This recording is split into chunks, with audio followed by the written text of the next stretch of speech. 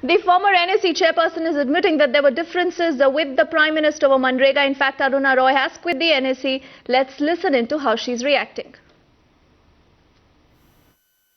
Joining me, social and political activist Aruna Roy. Aruna, the decision to quit from the NAC, could it in many ways have political repercussions, or could it be a political reason that you decided to opt out from the NAC? I haven't actually opted out. I've actually asked for not having a renewal of my term, because every year the term is renewed. And I am a political person in the largest sense of the word, which means that I'm involved with people's politics. I'm involved with the issue of getting democracy to work better for the poor. In that sense, it is a decision to go back to my original constituency, which is the poor and people who live in rural areas, and work for their issues in the public domain exclusively for this year, and make sure that this government whatever promises it made, it fulfills.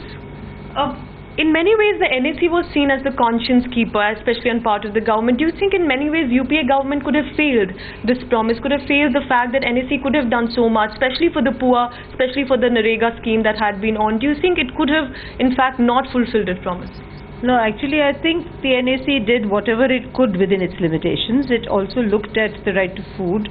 It looked at implementation of NREGA. It looked at and stopped the amendments to the Right to Information Act, which was very crucial. And Mrs. Gandhi wrote to the Prime Minister about minimum wages on NREGA. So I think the NAC has done within its constraints whatever it could do, but it's only an advisory council. The actual implementation of everything is now with the government. So I think if things have not happened, it's not happened within the government. And it's a structural difference which we have to understand. Ma'am, if I may really put this question to you directly, who do you think is to be blamed? Do you think in many levels government will have to take the accountability and the blame for the fact that perhaps much has not been done, as mentioned by activists like you, that much has not been done for the poor of this country? Actually, somehow the economic agenda of this country has shifted dramatically in the last couple of years from a fairly balanced agenda which was there before, both looking at poverty issues and looking at growth. Now it's become overwhelmingly a growth agenda.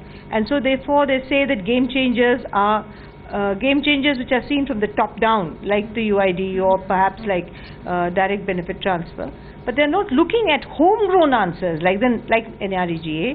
They're not looking at homegrown answers of transparency and accountability that India is now hailed for. All over the world, they say India is one of the primary examples of a good right to information law and implementation. We are invited all over the world to speak about how ordinary people have used the law, which doesn't happen normally in other countries. The strength of governance and the strength of reaching out to the poor with an obligation to be accountable to the system, which is what Narega was, has not been exploited to its full by the government. And there are so many other laws, for instance, land, there is food rights, there are so many other rights that are still left to be touched. So I think the government has really put all these issues at the bottom of its list. Especially for the poor is what you're saying. Yes, pro-poor agenda is now at the bottom of the list, yes. What really could be seen as the cause and the reason for Aruna Roy really splitting ways from the NAC, if we can say? Could it be in many ways the disappointment, or could it be in a way that you thought that your work was done with the NAC? I would say that for the present, my work with policy making is at an end, because for the last year of the government I would like to concentrate with all my colleagues in my campaigns and movements on the implementation of this within the government.